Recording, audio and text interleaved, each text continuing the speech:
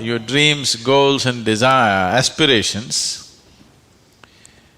it's good that you spend a little more time on it and see, will this really mean something to you even after 25 years, 50 years? If you're in your deathbed, will it still mean something to you? You must look at it. Whatever you're aspiring for, whatever you're dreaming of, whatever goals you have set, will it really mean something? Because most of these goals are traps. They're just traps. You get in, it's only one-way street, you can't turn back. I want you to look at this, because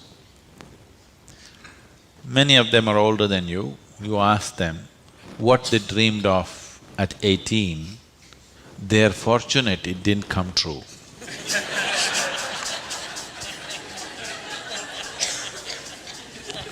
Yes or no?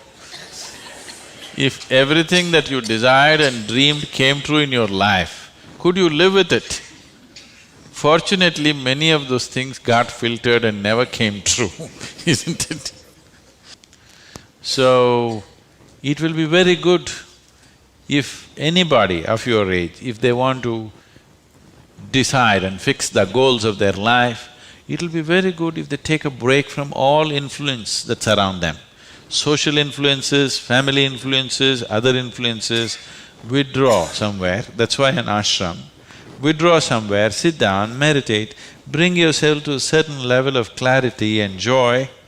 When you're very happy and clear, you must decide. Not in desperation you set goals. Desperate goals that you set will mean a lot to you at that moment.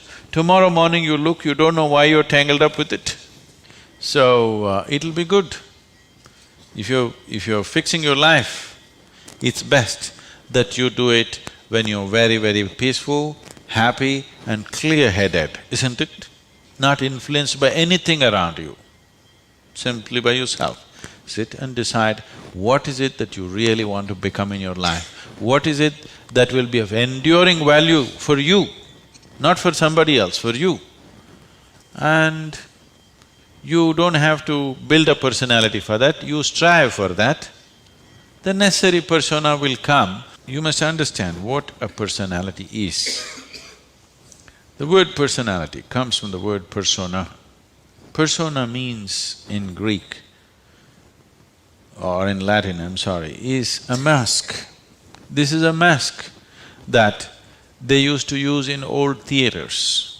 Now, the same people will be playing many roles. Let's say Ramayana is happening. You have to play Rama's role also and Sita's role also and Lakshman's role also. For everything there's one mask. You hold this mask and speak like Rama, keep it down. Hold this mask and speak like Sita, keep it down. Hold this and speak like Hanuman and keep it down. This is how the plays were done. So it is those masks which were referred to as persona. So personality means you held a mask and mask got stuck to your face. You couldn't pull it out. That means you have a personality. Personality is something that people are trying to develop because they have no sense of being.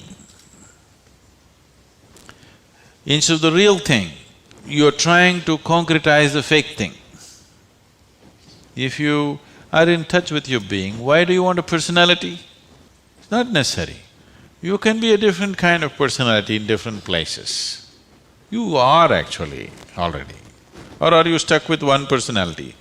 Some people are. People who are simplistic in their head have only one personality. Others have different personalities in different areas of life, isn't it? If you had seen me before like 1999, that is before the consecration of Dhyanalinga, I was a completely different kind of person, okay?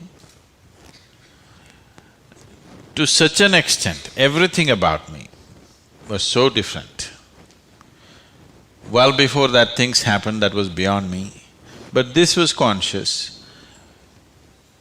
At that time I was single-minded towards a certain purpose, I was in a certain way. So after… I never thought I will live beyond that. but somehow things happened. Then I thought, okay, now that the work is over, let me change my personality completely. To fulfill that, I had acquired a certain kind of personality. And now that it's over, I thought, let me change it. And I told people around me, see, I'm going to change my personality. Don't be shocked, I'm still the same guy. They said, no problem, this. I said, just hang on, because things will change. Everything about me will change, the way I operate will change, the way I speak will change, the way I dress will change, the way I do, everything will change. They said, no problem, we know you, we love you with this. I said, that's okay, hang on tight, because when things change, people fall off. Lot of people fell off because they couldn't believe. Where is that person that they knew? That person just evaporated, you know This is a new person, they can't identify with this new person. I told them and changed. In spite of that, they fell off. So many of them.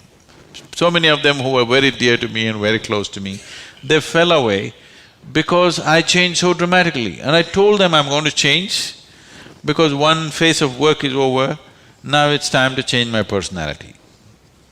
The way I look, the way I dress, the way I speak, the very way I am, everything about me. I even changed what food I like. I changed my personality, so I thought I'll change my food also. So personality is something that you have taken on, but you have become so unconscious about it that you think it's for real. You're asking how to develop, that means you're making it up, right? Another word for developing is making up, isn't it? You're making it up. Make it up whichever way is suitable for your kind of activity, but you must be able to keep it down. If it gets stuck to your face, then it becomes misery. Then all suffering will come to you. You can take on any kind of personality, but when you want to keep it down, you must be able to keep it down. There was a sage. He was so wise. People went to him and crowds gathered. Then the king went to him and the king saw such a wise man should be in his court. So he told the sage, you must come and become my chief minister, because a wise man like you shouldn't go waste sitting under a tree. You must be useful for the people. The sage said, see, that's fine, but I have a condition. You must give me a room in your palace where I will spend every day 1 hour. You should never peep into that room, you should never ask me what it's about, you should never break into it, nothing. This room should be left unexplored by yourself, your servants, your secret agents and everybody. King thought, that's not a problem. What's the problem with me? You want your room, why do I want to look into your room? Take it. Then whenever any important meeting is to come, this man who's sage, now who's become a minister, so he's wearing appropriate clothes for the palace, but he goes in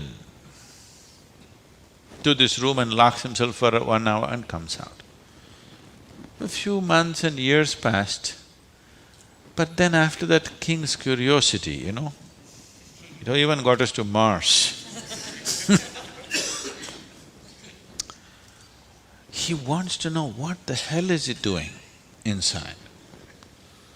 So rumors started all around, oh, he's doing something, he's got somebody inside, maybe he's an enemy agent, he suddenly landed here, what is he doing there, what is he doing there? Everybody, the whole palace started buzzing around with what is he doing in this room. Everybody wants to see what's in the room, but it's always locked, he goes in, spends time there and comes out. Especially when something important is to be done, he goes in. All kinds of rumors happened.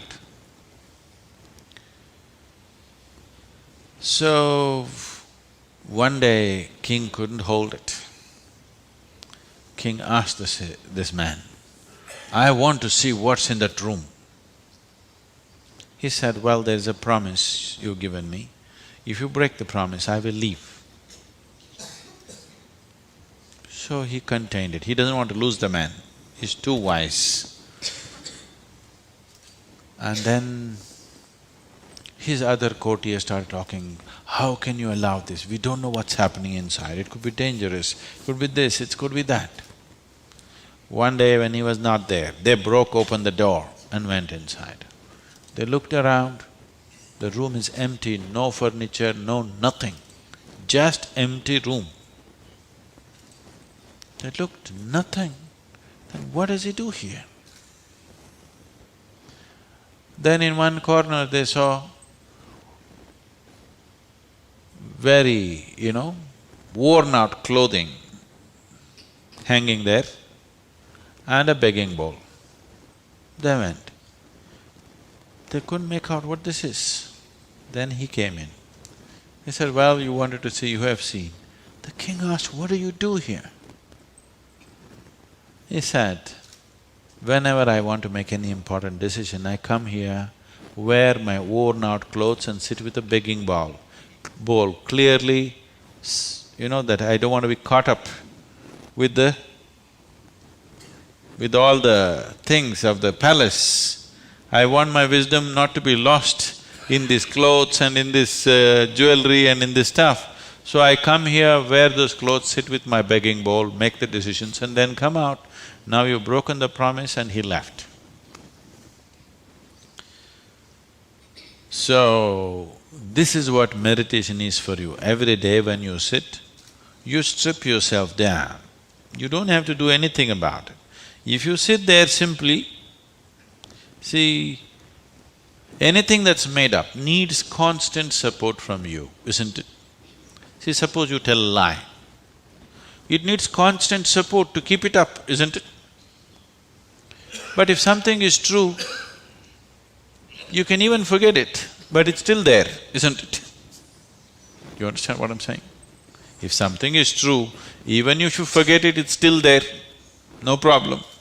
But if it's a lie, you have to keep it up. Your personality is a lie.